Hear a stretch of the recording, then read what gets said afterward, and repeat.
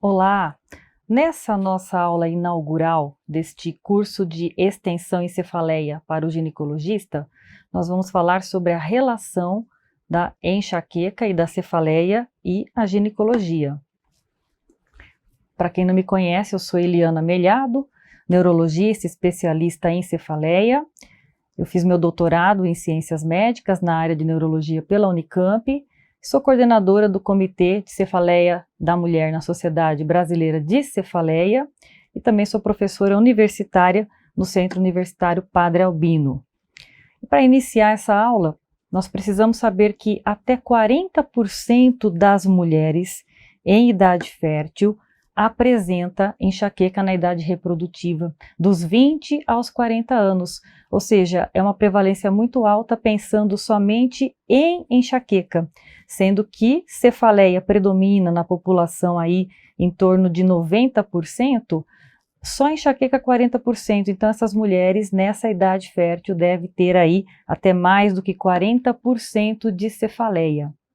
Mas falando um pouco sobre a mulher, que é a especialidade escolhida aqui para este curso, a mulher então é o centro principal da sua especialidade, vocês cuidam de mulheres, aí nós temos muitas coisas que brindam as mulheres, a literatura, a parte das artes, então alguns poemas como este, por exemplo, a mulher é mesmo interessante, mesmo brava ela é linda, mesmo alegre ela chora, mesmo tímida comemora, mesmo apaixonada ignora, mesmo frágil é poderosa, de Ângela Cavalcanti. E as artes também brindam as mulheres, então nós temos, por exemplo, o Nascimento de Vênus, a Mona Lisa de Leonardo da Vinci, Um Rosto de Mulher, A Mulher que Chora, de Pablo Picasso, Madonna e o Menino, também mostrando a mulher aí, a questão da mulher ser mãe, a Vênus de Milo, da Grécia Antiga, Adão e Eva no Paraíso, a mulher é responsável pelo pecado capital, e a Mulher do Artista. Só que não apenas brindar as mulheres é importante, mas por que acontece de existir uma data, um Dia Internacional da Mulher? Então aí a responsabilidade dessa data ser oficial é da Organização das Nações Unidas, que decretou o dia 8 de março como Dia Internacional da Mulher, por conta da necessidade de você lutar contra o preconceito e a desvalorização da mulher. E as mulheres conquistaram seu lugar na sociedade? É uma pergunta importante, provavelmente em algumas, em outras nem tanto. E o que aconteceu para existir esse dia? É por conta de acontecimentos muito sérios. Em 8 de março de 57, operárias de uma fábrica situada em Nova York fizeram uma greve por conta de pedirem melhores condições de trabalho. Essa manifestação foi reprimida com muita violência, sendo as mulheres trancadas dentro da fábrica e elas foram queimadas. Então esse acontecimento foi muito marcante na época. Em 1910, a Dinamarca, uma conferência na Dinamarca, decretou esse dia como o Dia Internacional da Mulher, e somente em 1975, então no outro século, é que a data foi realmente oficializada pela Organização das Nações Unidas. Desde então, ocorrem aí conferências nos países, debates e reuniões para discutir o papel da mulher na sociedade, devido à questão da mulher aí sempre ser considerada um ser inferior, de ter tido esse tratamento absurdo nessa época. Então há um esforço para diminuir e um dia terminar com o preconceito e a desvalorização da mulher. Mesmo com todos os avanços que se faz ao longo do tempo, as mulheres ainda sofrem em algumas sociedades, principalmente orientais, e na nossa sociedade ocidental melhorou muito, mas ainda existem salários mais baixos, iniquidades sociais, violência masculina, violência doméstica, violência urbana, jornada excessiva de trabalho e desvantagens na carreira profissional.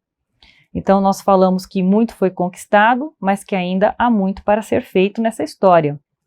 E com tudo isso, vocês acham que a mulher é o sexo frágil? De maneira nenhuma.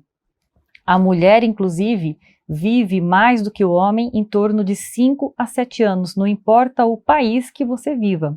E as hipóteses para essa diferença, nós temos algumas teorias. Teoria genética, de que os embriões masculinos, eles morrem em um ritmo maior do que os embriões femininos.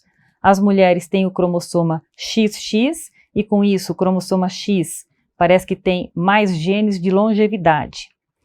Com relação a outra hipótese, que são os hormônios, os estrogênios, eles atuam como antioxidantes no corpo, eles impedem realmente o envelhecimento cerebral. O estrogênio facilita a eliminação de colesterol ruim e oferece proteção contra doenças cardíacas.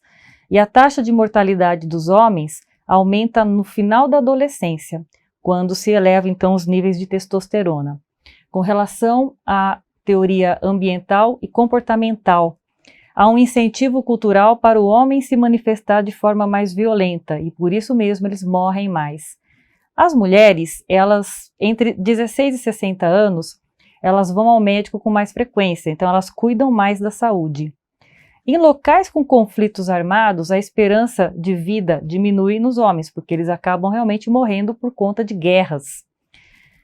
As regiões onde a atenção médica é inadequada, as mulheres morrem mais por conta de problemas no parto e existe inclusive maior mortalidade infantil nesses países com a qualidade ruim de saúde.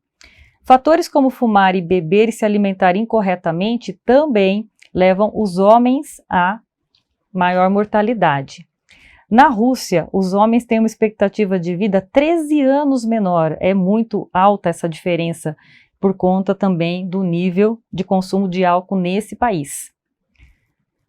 O risco de doença cardíaca é uma outra teoria em que o coração dos homens perde o poder de pulsatilidade entre os 18 e 70 anos.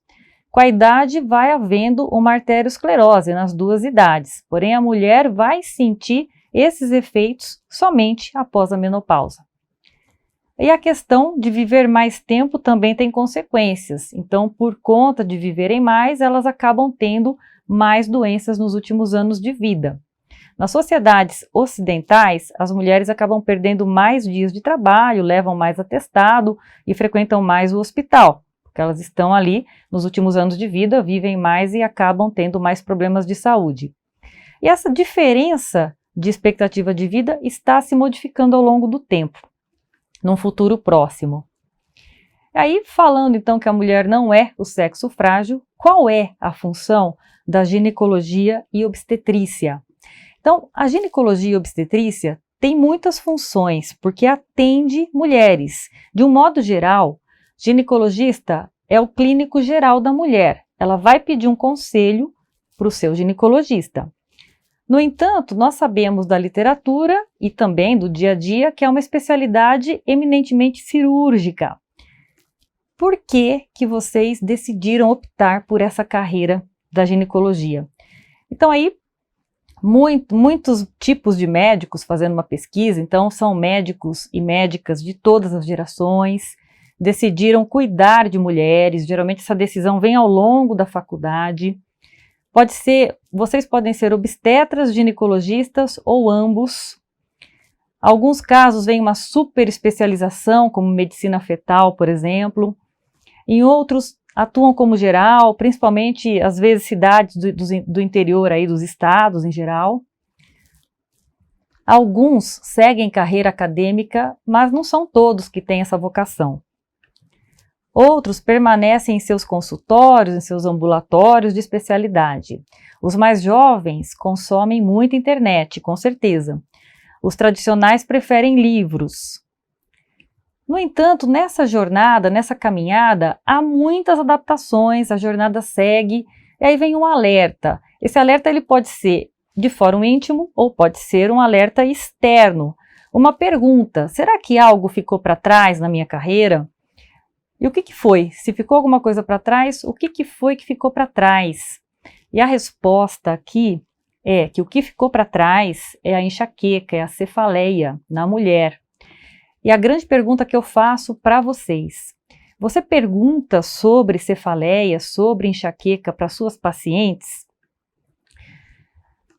E fazendo uma pesquisa no site de ginecologia, há uma pequena abordagem do tema.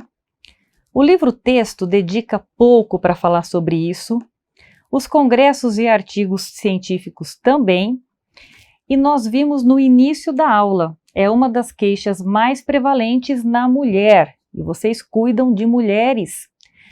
Então, o mais importante, se você quer impactar e fazer a diferença na vida desta mulher, pergunte sobre as dores de cabeça para ela, é muito importante. Você com certeza vai se destacar como profissional na vida dessas mulheres se entender mais sobre cefaleia. Qual então é a função deste curso?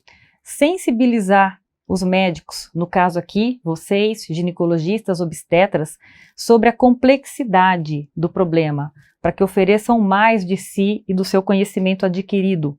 Conhecimento, nesse sentido, a gente adquire através de cursos de estudo, aprender sobre o diagnóstico, mecanismo e, principalmente, como manusear a cefaleia na mulher, lançando mão, inclusive, da interface com a neurologia.